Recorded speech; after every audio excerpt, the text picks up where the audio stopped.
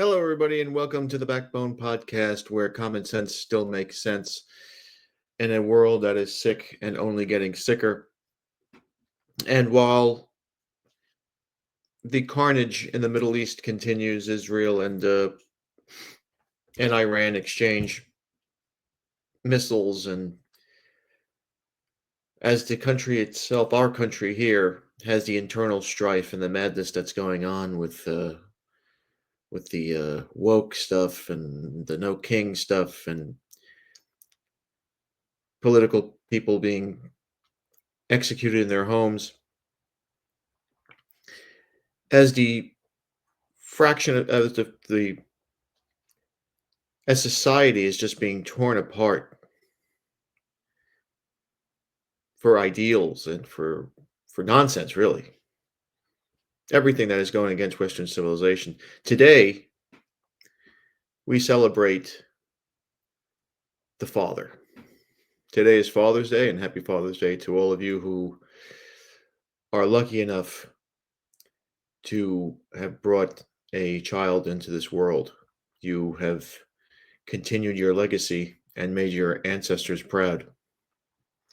You know, the father has to be one of the most undervalued, underappreciated, thankless titles in Western society today, unfortunately.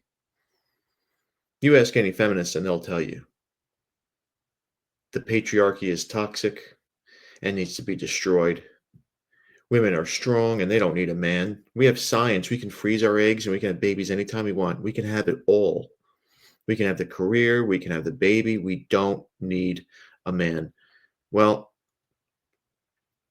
we're starting to find out, not just through opinion, but through data, that all of this stuff, all of this feminist garbage, all of this woke stuff, all of the bashing of men, especially fathers, in the legal system, in Hollywood, on Madison Avenue, and even in the home,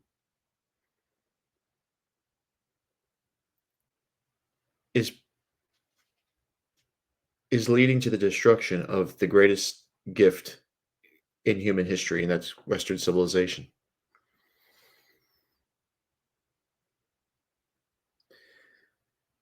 With society in tatters and blazing around us, valuing fathers today matters more than ever. Currently, about 1 in 3 children in the United States grows up without their biological father in the home. Whether that is a one night stand type thing, like a little hump hump and go, and she gets pregnant and never sees the guy again, or whether it's through divorce. I mean, we're looking at, I think it's almost 60% of marriages today end in divorce. And you have to figure, why in God's name would any guy get married today? I mean, if you're on an airplane and you have a parachute and you're going skydiving, and the instructor on the plane tells you, listen, there's a 60% chance that parachute might not open up. You know what? You're not jumping. You're not.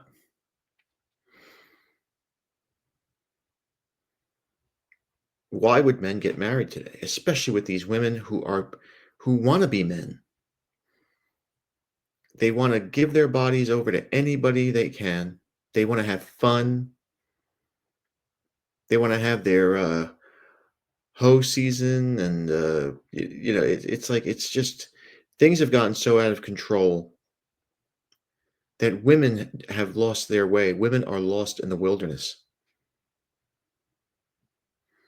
And the consequences to that are resulting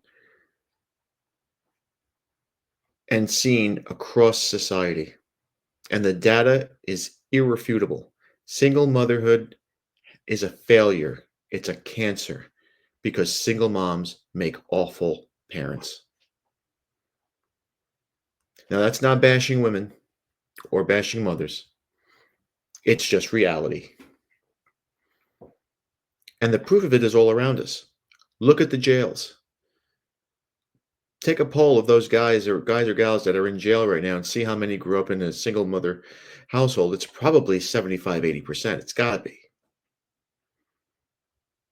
Society is fractured and divided more than ever, and it's getting worse by the day. We're seeing this on television. We're seeing this on the news. We're seeing this in our neighborhoods. And if we don't start admitting to ourselves that the vital role of men in general, and fathers in particular, the vital role they play in society, will be heading towards a point of no return that could be catastrophic for Western civilization. I mean, it's just facts. It's data. It's science. Remember, like the wokes always say, trust the science. Study after study have consistently shown that children raised without an actively involved father face significantly higher rates of poverty, teen pregnancy, school dropouts, incarcerations, drug addiction, alcohol addiction, blah, blah, blah. You know it. It's a whole theme park of horrors. And these aren't numbers. These these represent the lives deeply affected by the absence of a man in the house. And contrary to any claims that are made, and desperately claims that want to be believed, it isn't because fathers are abandoning society and their families. Society and their families have abandoned them. So why does society so often overlook this? Why are fathers undervalued and sidelined in both the culture and legal systems? The greatest culprit, of course, is the legal system. It's a system that favors the mother in custody battles, at times without even considering the father's role in the child's well being. Trust me, I know. I fought from hella high water to get custody of my kids. The judge literally pulled me into his chambers after 2 years of fighting. And he sat me down and he said that I was the first person, the first father in 20 years that fought for full custody of his kids. And he literally looked me in the eye and he goes, "What the fuck is wrong with you?" And I said, "Well, I made him, I raise him." And that's what I did. And let me tell you, it was a horror show. It was a war. And you will see how ugly these women are. The hell comes out of them, the fangs come out of them, the horns come out when they are in divorce court. Excuse me. They try to destroy you. They try to destroy you in front of your children, in front of your community. They will try to destroy you at your place of work.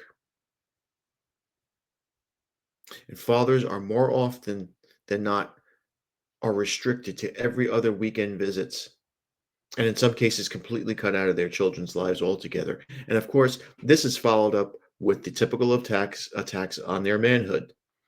There's the blame, there's the blaming, there's the shaming, there's the guilt, there's the ridicule, because you're not involved. And then those guys, those fathers, get the labels of being deadbeats and sperm donors. And at the end of the day, when little Johnny gets raised by a single mom who has a revolving door of men in her bedroom, grows up and vandalizes a storefront, steals a car, ends up in jail, it's the father who is being held responsible for society's failures. Now, I'm not going to label this all on the legal system, on Hollywood, on Madison Avenue, or on women. Men, especially white Christian heterosexual males, do have some blame in this. They have valued money and possessions over family for over the last 20, 25 years. They almost never even fight for custody of the kids anymore. Some of them, not all, but enough. But it's those who blame them, the legal system, feminism, Hollywood, those who have failed cultural narratives over often paint men, especially white fathers, as optional, bumbling idiots who are incapable of taking care of themselves, let alone children. We see this on commercials, we see this on TV, we see this on movies, where it's almost always white fathers who cannot control their eating habits, who look fat and sloppy, undesirable, where the fathers from another race or culture, they're always impeccably dressed. They always carry themselves with honor because white men, as we said plenty of times on this podcast, white men have to be destroyed, and they portray them as these awful, awful human beings on media sites. The portrayal of these fathers is that they're dispensable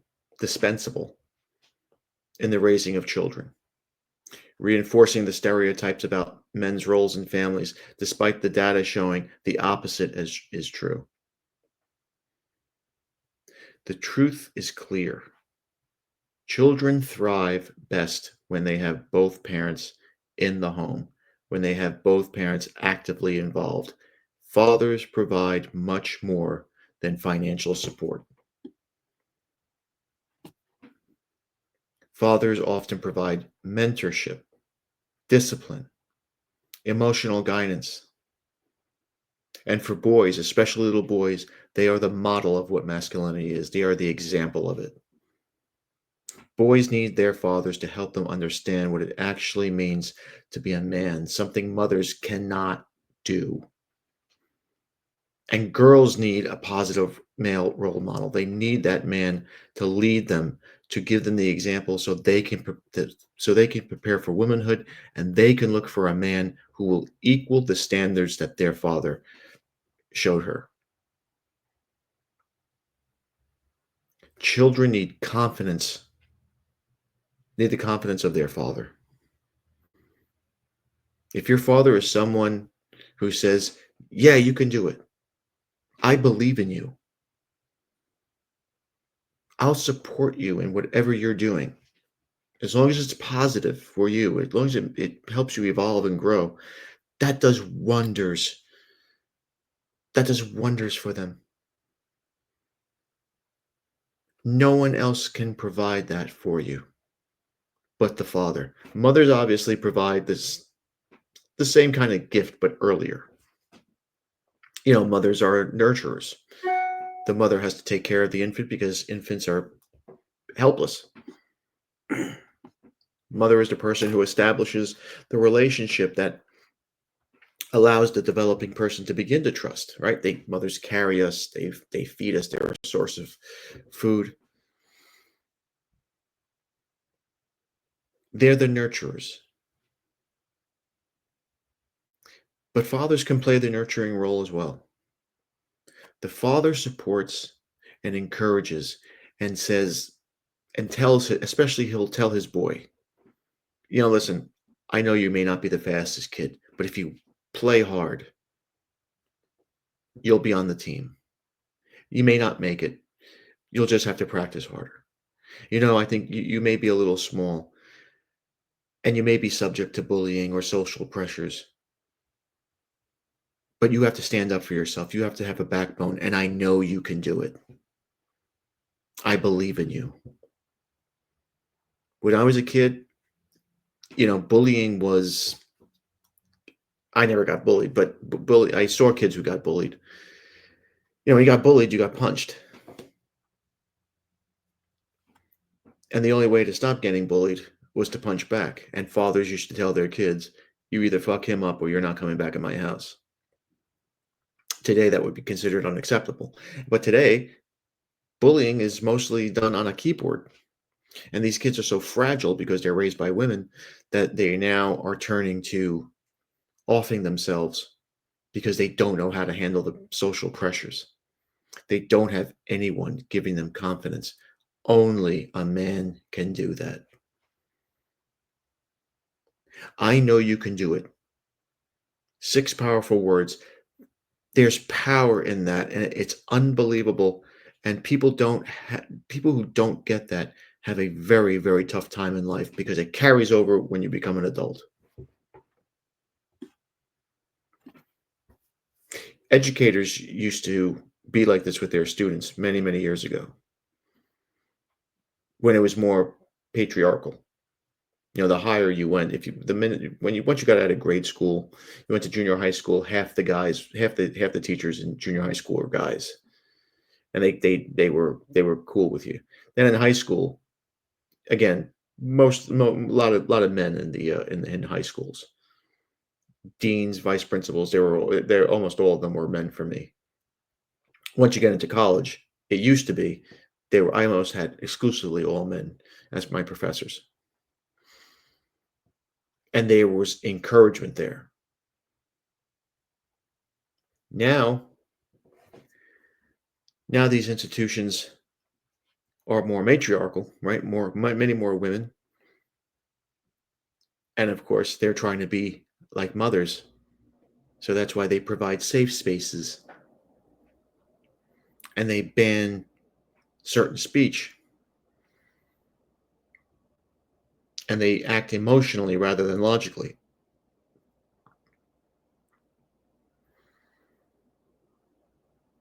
So the father is the encouraging figure. We call it as we see it. If we think you did something wrong, we will tell the kid straight out that he did something wrong or she did something wrong. It's almost like that scene in The Godfather when the Don Corleone yells at Johnny Fontaine, you can act like a man. That's what these boys need today. That's what a lot of 25-year-old guys need today. Because fathers prepare, as we said, fathers prepare boys to be men. And they prepare girls to be women looking for men to equal the standards set by her father. So you won't see a revolving door of boyfriends coming to the house because her standards are too high. You won't see her getting knocked up before she's married. You won't see her getting tattoos and piercings and purple hair. These are all things that happen when there is no man, or worse off, a weak man in the house. We need this to come back. Society is begging for it right now. Western civilization is begging for this right now.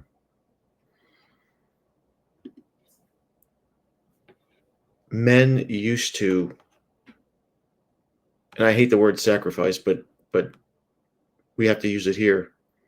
Men would sacrifice happiness for family. That was our legacy. The greatest job in the world, the greatest gift a man can have are his children. There's nothing more valuable than that. Absolutely nothing. I don't care if you own Apple. I don't care if you're the greatest athlete in the world. If you don't have kids, you're shit. Women, however, will sacrifice family for happiness. Because again, they're emotional beings. They're short-sighted. They don't have they need guidance. If they don't get the guidance, they are lost. And women today are as lost can be. So if you have the nuclear family intact, if you're a man and you got a wife at home and you got those beautiful kids at home, cherish them, because believe me, mine are all grown up and they have lives. Once you raise them correctly and they start to thrive and flourish and they make you smile and proud, it's a great moment, but it's also a little sad. Like my kids took me out today for a Father's Day brunch. I paid, of course, but that's neither here nor there. But then they go. Then they go off and back to their lives because you taught them the right way. You taught them to flourish in school and to make something of themselves. and to be seen as leaders of a community. That's the greatest gift that you can give society in the world, is well-adjusted, well-evolved children, especially boys, because we need men. We need boys to become men again. These last two generations have been a disaster. I mean, we see these guys who are just covered in tattoos, fat, beards down to their belly buttons. I mean, what is going on here? Hanging out in their basements. They're still living with their mothers in their 30s, playing fucking video games, whacking off to pornography on the internet. And then we have these girls out here who are in their mid-20s and they got three or four kids with four different guys. They're covered in tattoos because they're replacing men. Tattoos are very masculine. And they're piercing themselves because they want to damage themselves. They're so traumatized. And they color their hair all these weird colors because they're looking for attention and validation. They're lost. And those boys need to wake up and become men and shape up, shave, and do their duties to society. Our ancestors expected more of us. We should be making them proud, and we're not. And our future generations are depending on us in a world that is sick and only getting sicker by the day. All right. There's my Father's Day rant.